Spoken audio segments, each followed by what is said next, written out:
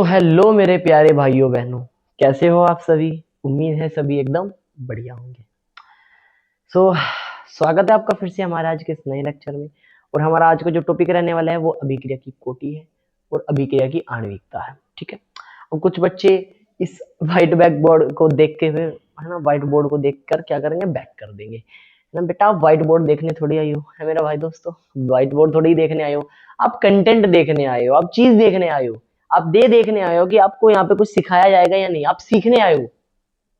ये white board थोड़ी सिखाएगा, सिखाऊंगा तो मैं इस पे सिखाऊंगा बस आपको, है ना। हाँ मानता हूँ टेक्निक का जमाना है थोड़ा, लेकिन शुरुआत तो सारे टीचर्स ने इसी से की है लगभग, हम भी कर रहे हैं। कंटेंट देखो ना, आप कंटेंट से रिलेटेड हो, आए हो तो 5 मिनट रुको, देखो 5 मिनट, नहीं समझ आता था बैक कर दो, दोबारा कभी आना ही मत चैनल पे फिर। लेकिन अब आए हो तो देखो। अभी कुछ बच्चे तो फिर भी बैक करेंगे जो अपने भविष्य को लेकर सीरियस नहीं है, जबकि जो 2-4 बच्चे रुकेंगे वो मेरे काम के हैं। ठीक है। सो अब आज हम जो बात करने वाले हैं वो करने वाले हैं अभिक्रिया की कोटि की। ठीक है। सबसे पहले हम बात करेंगे अभिक्रिया की कोटि। बहुत बढ़िया। देखो कल वाला जो लेक्चर हमने देखा था शायद आपने देख लिया होगा, या कुछ ने नहीं देखा जिन्हें मैं बता दूं बेटा। तो अभिक्रिया की कोटि वेग नियम की सहायता से या दर नियम की सहायता से हम ज्ञात करते हैं, जिसमें एक वेग व्यंजक दिया जाता है जो कि इस प्रकार का होता है। ठीक है ना, जो कि इस प्रकार का होता है जैसा आपके सामने लिखा हुआ है कि ये मान लो x है, ये इसकी पावर y है, मान लो कुछ भी पावर है। ठीक है। बहुत बढ़िया सर। अब ये क्या है सर, ये तो हो गया अभिक्रिया का वेग। r मतलब क्या है, r है अभिक्रिया का वेग, k है वेग नियतांक, a है इस अभिकारक a की सांद्रता और b है इस अभिकारक b की सांद्रता। ये कोई अभिक्रिया हो रही है, इसका मुझे ये वेग दिया हुआ है। ठीक है।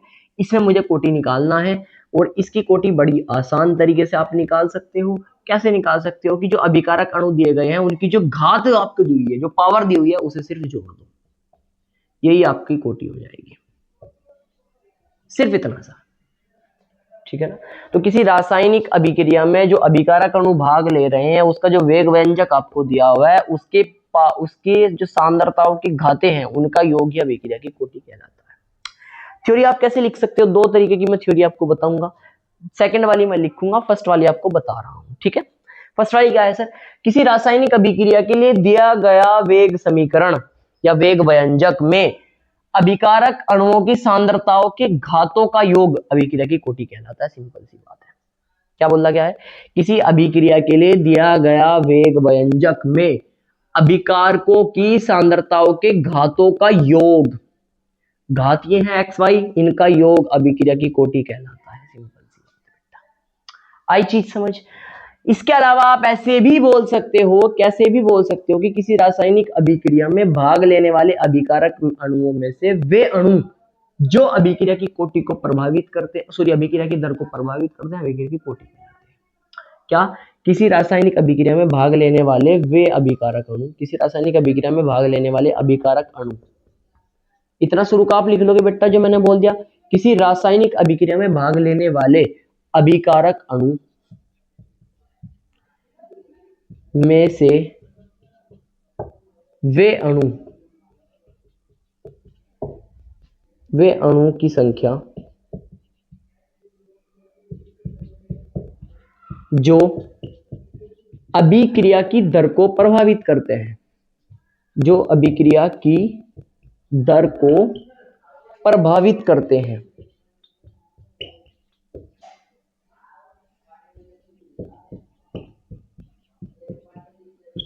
अभिक्रिया की कोटि कहलाते हैं। आई बात समझ में। क्या बोल रहा, देखो अब चीज समझने वाली है, थ्योरी लिख दी, अब है बात समझने वाली।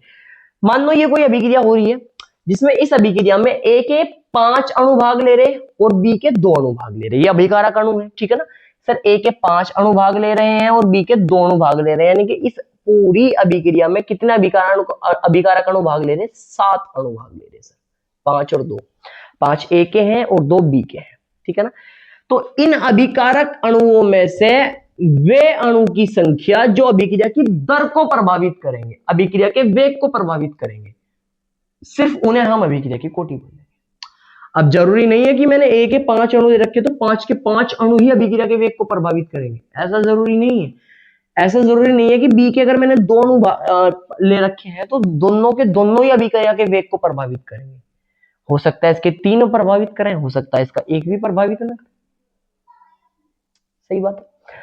अब मान लो मैंने क्या मानना कि सर जो अभिकारक ए है उसके सिर्फ दो ही अणु अभिक्रिया के वेग को प्रभावित कर रही है, तो इसकी पावर 2 हो जाएगी। अच्छा, तो सर जो यहाँ पे पावर लिखी हुई है वो उन अणुओं की संख्या लिखी हुई है जो अभिक्रिया के वेग को प्रभावित कर रही है। बिल्कुल, यहाँ पे मैंने ए की पावर लिखी हुई थी ना x, तो x का मतलब ये था कि इस अभिक्रिया में ए के कितने प्रभावी अणु थे। अब मैं मान रहा हूं कि इस ए के 5 में से केवल 2 ही प्रभावी अणु हैं जो अभिक्रिया के वेग को प्रभावित कर रहे हैं, तो मैंने 2 यहां लिख दिया। इसी तरीके से मैंने मान लिया कि y का सर एक भी नहीं है, y के दो, सॉरी b का एक भी नहीं है, b के 2 अणु भाग ले रहे लेकिन वेग को एक भी प्रभावित नहीं कर रहा, ऐसा मैंने मान लिया। ठीक है, तो उसके अगर नहीं कर रहा तो 0 आ जाएगा, एक भी अणु अगर वेग को प्रभावित नहीं कर रहा तो 0 आ जाएगा। तो जो कोटि होगी वो क्या होगी सर, इनके पावर को जोड़ दो, तो इस अभिक्रिया के लिए जो कोटि होगी सर वही होगी 2 + 0 बराबर में 2, खत्म बात। इसकी कोटि 2 होगी। सिंपल सा, सिर्फ आपको पावर जोड़नी है, कोटि आपके सामने आ जाएगी। अब कोटि एक प्रयोगात्मक मान है बेटा, यह एक प्रयोगात्मक मान है। कैसा मान है, प्रयोगात्मक, यानी कि लैब में टेस्ट किया जाता है, लैब में। आप वैसे पेन पेपर से कॉपी से लेके से निकाल नहीं सकते, ठीक है ना। अब पेन कॉपी से सिर्फ एक ही कंडीशन में निकाल सकते हो, जब आपको ये चीज दी हुई हो, ये चीज दी हुई हो। फिर क्या करेंगे हम सर, इनकी पावर को जोड़ देंगे, आप अभिक्रिया की कोटि निकाल लेंगे। लेकिन अगर आपसे एग्जामिनर, आपसे पेपर बनाने वाला अभिक्रिया की कोटि पूछ रहा है, आपसे कोटि ज्ञात करवा रहा है, तो आपको 100% ये वाली चीज देगा। अगर वो ये वाली चीज नहीं दे रहा है तो फिर बेटा आप अभिक्रिया की कोटि ज्ञात ही नहीं कर सकते। क्यों, क्योंकि सर एक प्रयोगात्मक मान है, लैब में टेस्ट करना होगा। अगर आपको निकालना है तो फिर वो आपको केमिकल देगा, रिएक्शन देगा, तो आपको जाकर उस रिएक्शन को लेकर लैब में टेस्ट करना पड़ेगा कोटि निकालने के लिए। लेकिन अगर आपको पेन में, पेपर में लिखना है, तो लिखने के लिए कोटि निकालनी है, तो आपको ये चीज देगा। और इस चीज में जो भी पावर होगी इसे सिंपल जोड़ देना। जैसे इसकी पावर 2 थी और इसकी पावर 0 थी, दोनों को जोड़ दे तो अभिक्रिया की कोटि कितनी होगी सर, 2 हो गई। क्वेश्चन देखो कैसे न्यूमेरिकल बन सकते हैं। जैसे मान लो मेरे पास कोई अभिक्रिया है a + b, ठीक है ना, और ये c बना रही है, और इसके लिए जो मुझे वेग दर दी गई है वो दी गई है कि सर k, a की पावर है आपके पास 1/2 और b की पावर है आपके पास 1। तो अब आपको क्या निकालनी है, अभिक्रिया की कोटि।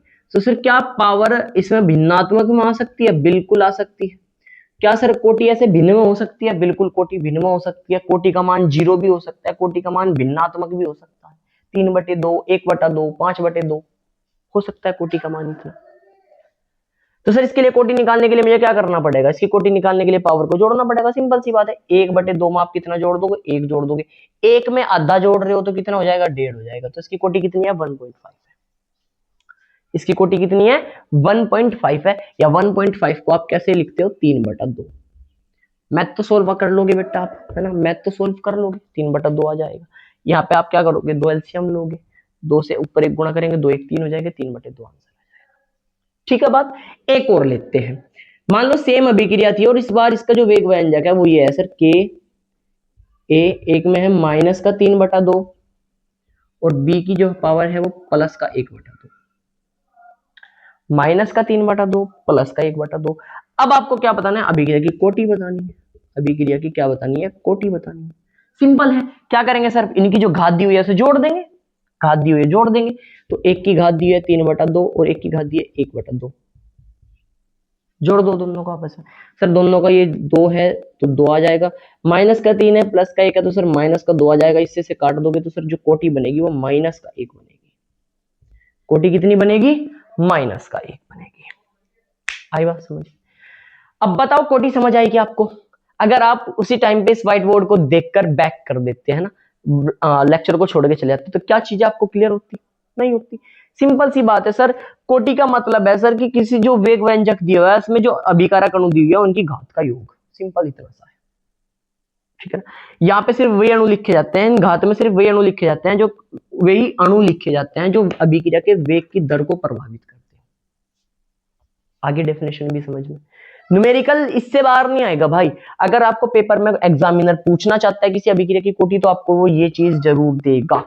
क्यों? क्योंकि एक प्रयोगात्मक मान है जिसे आप लैब में टेस्ट करके निकालते हो, वैसे आप थ्योरेटिकल इसका मान नहीं निकाल सकते। वही बात क्लियर? बहुत बढ़िया। तो सर वो कौन सा मान है कि फिर अगर जो हम सैद्धांतिक तरीके से निकाल सकते हैं वो अभिक्रिया की आणविकता है। अब हम आणविकता पढ़ेंगे, इसे उतार लीजिए। तो चलिए अब बात करते हैं अभिक्रिया की आणविकता क्या है। देखो अभिक्रिया की आणविकता बेटा सिंपल सी है, किसी रासायनिक अभिक्रिया में भाग लेने वाले अभिकारक अणुओं की संख्या को ही हम अभिक्रिया की आणविकता कहते हैं। सिंपल सा है। कैसे? मान लो अभिक्रिया में सिर्फ अगर एक ही अणु भाग ले रहा हो, जैसे कि मेरे पास H2O है, अभिक्रिया हुई, ये H2 में और O2 में टूट गया, H2 में और O2 में टूट गया। अब इसके मैंने यहाँ पे 2 मॉलिक्यूल ले रखे थे। कितने ले रखे थे? 2। तभी तो अभिक्रिया बैलेंस होगी, है ना, अभिक्रिया संतुलित होगी। अब इसकी अगर मुझे आणविकता पूछ ली हो कि बताओ भैया अभिक्रिया की आणविकता क्या है, आणविकता क्या है, तो बड़ा आसान है सर। इसे हम पेन पेपर से कॉपी से लेकर निकाल सकते हैं, क्योंकि एक सैद्धांतिक मान है, ये प्रयोगात्मक मान नहीं है सर। किसी रासायनिक अभिक्रिया में भाग लेने वाले अभिकारक अणुओं की संख्या को ही अभिक्रिया की आणविकता कहते हैं। और इस अभिक्रिया में अभिकारक अणु कौन है सर? जल है, पानी है सिर्फ अभिकारक, ये तो उत्पाद है, पानी है सर अभिकारक। और अभिकारक के कितने अणु हैं सर? 2 अणु हैं। तो आणविकता कितनी हो गई सर? 2 हो गई, आणविकता 2 हो गई, सिंपल। मान लो आपको रिएक्शन दी है कि सर A है प्लस में B है, रिएक्शन हुई और C आ गई। इसके अणु 2 थे, इसका अणु एक ही था। तो आपसे क्या पूछ ली? आणविकता पूछ ली। तो बताओ भैया आणविकता कितनी होगी, अभिक्रिया की आणविकता कितनी होगी? बड़ा आसान है सर, किसी रासायनिक अभिक्रिया में भाग लेने वाले अभिकारक अणुओं की संख्या को ही आणविकता कहते हैं। यहाँ पे अभिकारक A है और अभिकारक B है। अभिकारक A के कितने अणु है सर? 2 अणु है। अभिकारक B के कितने अणु है सर? 1 अणु है, जिसके सामने कुछ नहीं होता उसके सामने 1 मानना जाता है, उसका 1 अणु मानना जाता है। तो इसके सर 1 अणु है, तो आणविकता कितनी होगी? 3 हो गई। मान लो आपके पास अभिक्रिया हो रही है कि सर मेरे पास P है और P किस में चेंज हो रहा? Q में। P किस में चेंज हो रहा? Q में। सर इसकी आणविकता क्या होगी सर? इसकी आणविकता क्या होगी? ये आपका पहला क्वेश्चन मान लीजिए था, ये आपका मान लीजिए दूसरा क्वेश्चन था, ठीक है, और ये आपको मान लीजिए तीसरा क्वेश्चन था। बढ़िया बात है। P Q में चेंज हो रहा है सर, P Q में चेंज हो रहा है। बताइए आणविकता क्या होगी सर? इसमें P है, सिर्फ एक ही अणु है, जिसके सामने कुछ नहीं लिखा होता वहां पे 1 मानते हैं, तो इसकी आणविकता भी कितनी हो जाएगी सर? 1 हो जाएगी। ऐसे आणविकता निकालते हैं, ये तो बड़ा आसान है। कोई बात क्लियर? जी सर। अब अगला टॉपिक जो आता है ना हमारा, वो होता है अभिक्रिया की कोटि और आणविकता में अंतर। लेकिन उससे पहले एक बात मेरी समझ लीजिए, अभिकारक अणुओं की संख्या के आधार पर या आणविकता के आधार पर हम अभिक्रियाओं को बांट सकते हैं। क्या बोलना मैंने? आणविकता के आधार पर हम अभिक्रियाओं को बांट सकते हैं। कैसे? अगर अभिक्रिया की कोटि 1 है तो वो एकाणुक अभिक्रिया होगी। कौन सी अभिक्रिया होगी?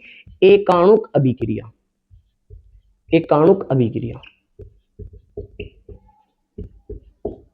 यदि किसी रासायनिक अभिक्रिया की आणविकता 1 है तो वह अभिक्रिया एकाणुक अभिक्रिया कहलाती है। अगर किसी रासायनिक अभिक्रिया की आणविकता 3 है तो वह अभिक्रिया त्रिअणुक अभिक्रिया कहलाती है।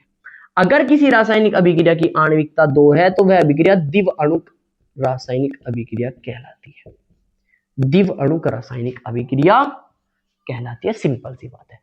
आणविकता के आधार पर हम अभिक्रियाओं को बांट सकते हैं, अभिक्रियाओं को वर्गीकृत कर सकते हैं। कैसे? अगर अभिक्रिया की कोटि आणविकता 1 है तो वह अभिक्रिया एकाणुक अभिक्रिया होगी।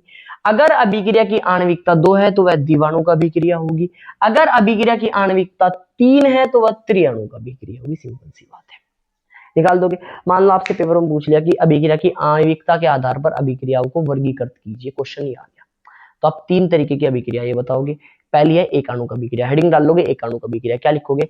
तो वह अभिक्रिया जिसकी आणविकता 1 होती है एकाणुक अभिक्रिया कहलाती है। सिंपल।